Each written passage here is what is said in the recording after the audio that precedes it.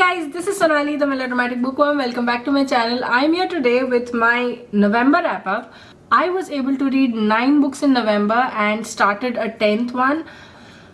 Not all of them were from my TBR that I set at the beginning of the month, and I have no qualms whatsoever because I did read some very good books. But you know, there's also a sort of thing that says, I say to me every single day that why can't you just stick to your TBRs? There's not one TBR in my entire life that I have set and I have completed.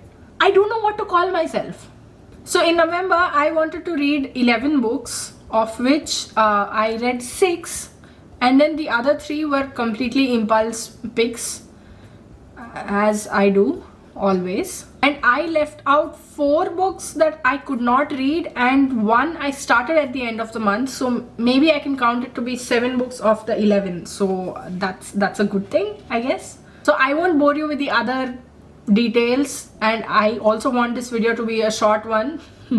Like it's going to happen. So without further ado, let's get into this video and let me share with you all the books that I read in November 2019. My first read of November 2019 was A Ticklish Affair and Other Stories by Sunil and Sudhir Kapoor.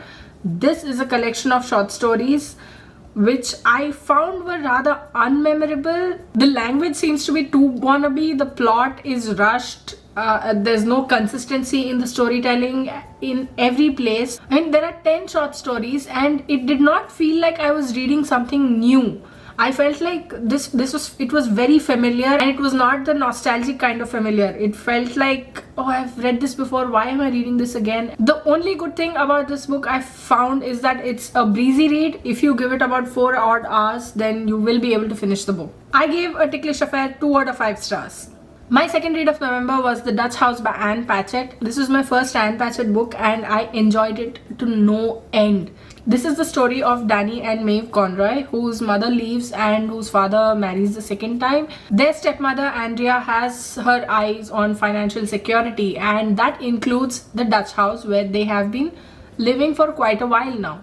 And the entire story is filled with nostalgia around the Dutch house and how Maeve and Danny think about it and how they see it, how they keep going back to the house, thinking and reminiscing and doing everything in their power to gain control over their emotions. This is such a lovely story of handling human frailties, because none of these characters are perfect. They can be mean, they can be selfish, they can do some of the most annoying things ever, and you will still see why their family loves them, and you'll see that sometimes it's good to be given the benefit of the doubt, and that is something that when seen through the lens of nostalgia, it opens up a whole new world for you. And this, coupled with the pace of the book, it makes for an amazing, very gripping, very heart-wrenching, heartwarming read, and I would very actively recommend this book because it is so good. So good. If you like reading about nostalgia and if you love feeling nostalgic, then I would suggest please go ahead, read this. It's absolutely worth it.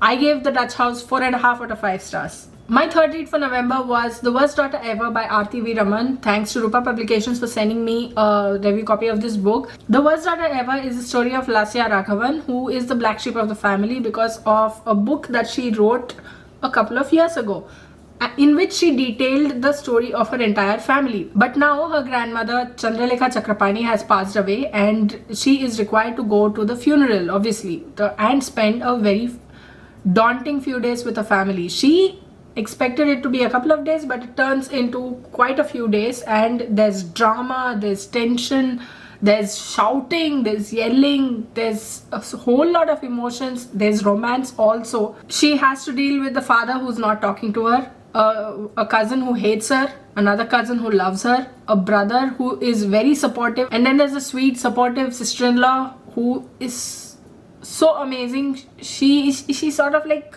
how is she so perfect? And then there's a lawyer that she's really intrigued by, and then there's a host of other family members, uncles, aunts, everyone. There's so much going on that LJ has to try her best and pray that nothing blows up in her face. But obviously life isn't like that. Things do blow up in your face, and how she handles the blowing up of it all forms the entire story. I love this book. There are a number of reasons why I love this book. First, because it's easy to read. Second, because unlike other books in which protagonists are like, no, they are very self-righteous. No, I'm not going to apologize. You made a mistake, you apologize. But in this, LJ is very self-aware. She knows what has happened and she knows her part in what all has happened, and she is prepared to apologize. She apologizes too. And then there's the part where it made me feel so much, especially at the ending where you're like, oh my god, yes, yes, yes. And then I can't say anything else because it might be a spoiler. And the most important part is all this drama doesn't take away from the setting it is in. Like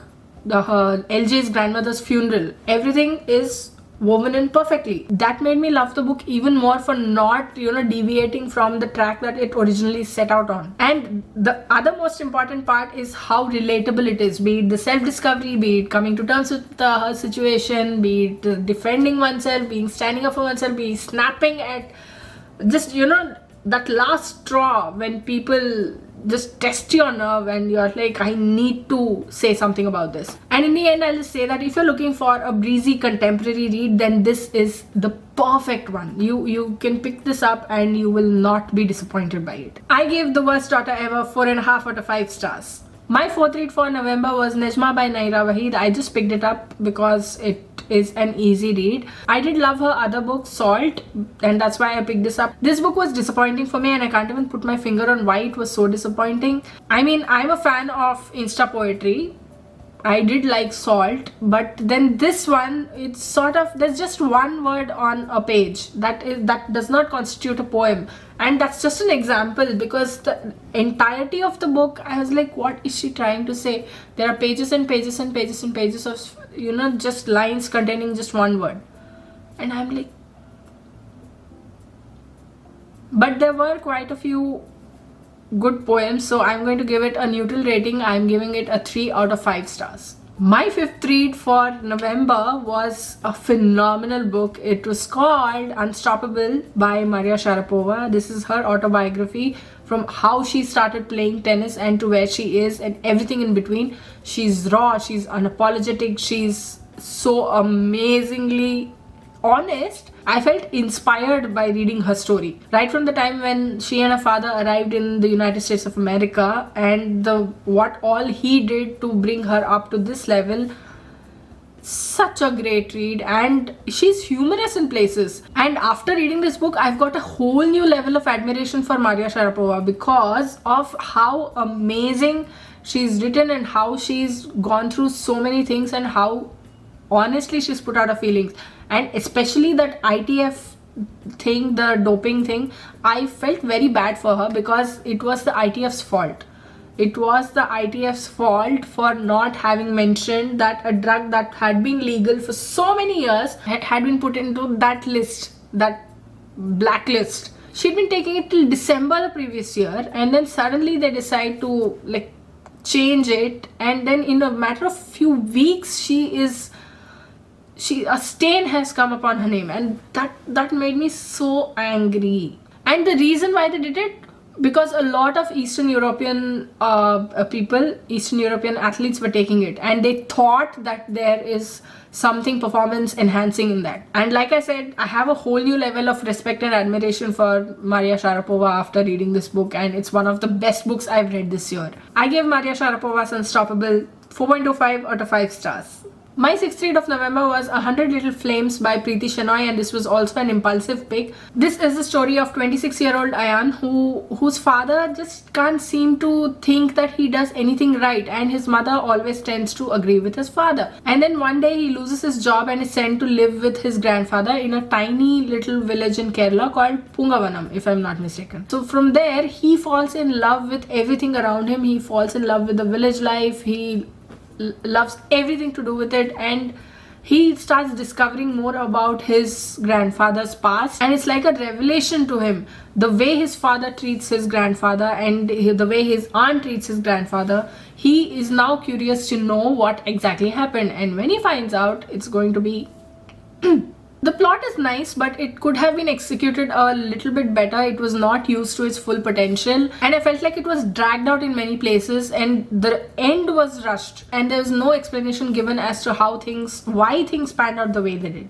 But otherwise, it's a nice one-time read, and I gave this book 3.5 out of 5 stars. My seventh read for November was Hunger by Roxane Gay. This is the story of the author. This is the autobiography of the author. She talks about her life, what affected her that made her obese, morbidly obese. She was raped as an 11-year-old and she sort of sought shelter in food. She thought that her body was the wrong one, because if she could have a body that would not attract those other people, then she would be safe. And to make her body into a safe house, she began to eat. She put on weight. And the book talks about her experiences as an obese person and how people treat her and how she sees people, how she sees the world. The reason why I love this book is that it is very brave for the author to come forward and put these things out there for people to read. And it's also heart-wrenching to read it, because it's rather like, it makes you feel guilty. I was really inspired by the author, by how she wrote everything at the beginning of it all. This is not the story of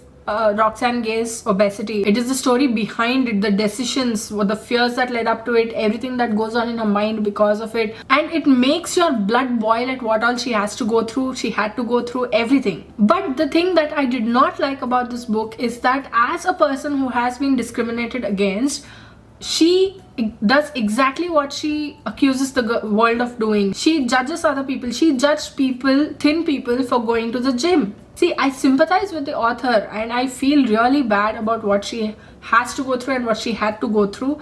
But then again, it sort of pushed the guilt onto me, and that's not a good thing to feel at the end of any book. But I will still say that it takes courage to put down the thoughts without self-glorification, and that is what Roxane Gay has done. I gave Hunger by Roxane Gay 3 out of 5 stars. My 8th read of November 2019 was The Immortal Life of Henrietta Lacks by Rebecca Skloot, and it was one of the most amazing books I've read of all time because of how eye-opening it is. Henrietta Lacks was a black woman who in 1951 was diagnosed with cervical cancer, and the doctors at the Johns Hopkins hospital, they took her tissue without her consent, without her family's consent. And when they did speak to her husband after her death, they said that they'll be using that tissue to better the lives of his children, of Henrietta and his children. But what they did was they cultivated it, they cultured it, and then they began selling it. They commercialized it, and it was without the consent of the family nor Henrietta, because Henrietta died in 1951 because of the cancer. And despite Henrietta's cells being so important to science for having helped in the finding the cures of so many diseases and everything else, her family still lived without health insurance, and that is something that angered me to no end. And also the concept of consent while taking tissues. There are so many scientists who said that people who don't give consent to take their tissues are hindering medical research. The whole point is, you did not tell them before taking. If you tell them that this is going to be used in medical research, then they might say, okay, that is called consent. But if you don't tell them and take the tissues and then commercialize them, that is worse. And you are talking about hindering medical research and scientific advancement? Really? If you were to create some content on the internet, be it on YouTube or be it somewhere else, if I take that matter and I put it down on my own blog or on my own channel, I would be held in copyright violation. If that can be illegal, then why can't taking a tissue from a human being, living human being's body, be illegal? It makes me so angry. I mean, I wrote a very long blog post about this. I did a review thing and I ranted about this. If you would like to go read that, then I'll leave the link in the description box below, because I can't seem to articulate myself well. I mean, it's not like people are going to say, no, you can't take it to find out new cures. You just have to tell them and give them 1% and all's well. I gave The Immortal Life of Henrietta Lacks a full 5 out of 5 stars, and I would recommend it to everybody. Please read it, even if you don't follow science much. I don't follow science much and I loved it. It touched a chord.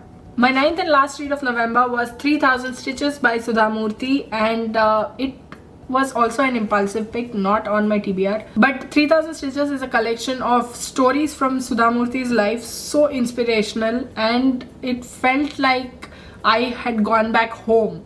It reminded me of home, it made me nostalgic, and especially of the Kannadiga customs and food and everything that reminded me of my home and mom, and it's just nostalgia packed in a book. And since I worked in Infosys for 5 years, Sudha Murthy and I have a connection. I mean, she doesn't know I exist, but we do have a connection that way. So this is also a book that I'd suggest to everyone for reading it, because Sudha Murthy is such an inspirational person. Her stories also have that quality.